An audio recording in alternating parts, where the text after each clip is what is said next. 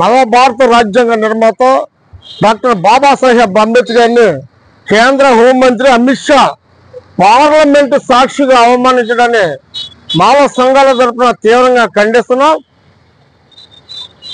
భారత రాజ్యాంగం మీద ప్రమాణం చేసిన వ్యక్తి ఈవేళ అంబేద్కర్ని అవమానించడం చాలా బాధాకరం.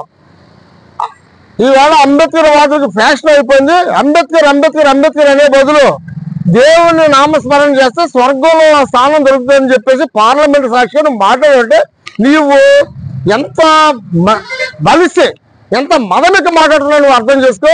మేము ఈవేళ చెప్తున్నా, ఖచ్చితంగా నిన్ను పదవి విచ్యుతులు చేయకపోతే మేము అంబేద్కర్ వారసులము అంబేద్కర్ వాదులం కాదని చెప్పేసి హెచ్చరిస్తున్నా. భారత రాజ్యాంగం నిర్మించిన వ్యక్తి మీద నువ్వు ఇటువంటి దారుణమైన మాటలు మాట్లాడతావు పార్లమెంట్ లోను. అసలు ఏమనుకున్నారు మీరు? మతం పేరుతో కులం పేరుతో దేశాన్ని దోపిడీ చేసేయాలనే ఉద్దేశంతో ఈవీఎంల ద్వారా నెగ్గారు తప్ప మీరు ప్రజాస్వామ్య పద్ధతిలో నగ్గలని చెప్పేసి తెలియజేస్తూ, ఖచ్చితంగా నువ్వు అంబేద్కర్ విమర్శించా కదా, రాజీనామా చేయి. ముందు క్షమాపణ చెప్పి రాజీనామా చేసి మళ్ళీ నిలబడు. అక్కడ చిత్తుగా ఓడించకపోతే చూద్దు. కానీ అంబేద్కర్ వాదం అంటే నీకు ఎలకలంగా కనిపించిందా? ఫ్యాషన్ అయిందా?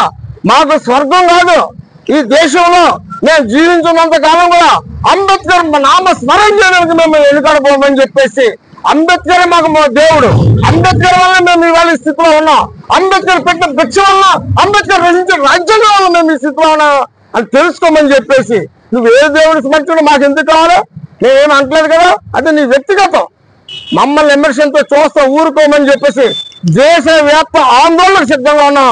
ఖచ్చితంగా నేను పదవి విచ్యుతం చేస్తా.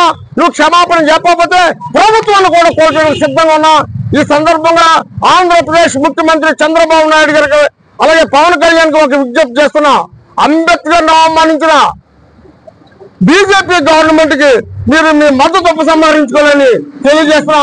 లేకపోతే తగిన మూల్యం ఎవరైనా చెల్లించుకో తప్పదని చెప్పేసి హెచ్చరిస్తున్నా. జై భీమ్, జై భారత్.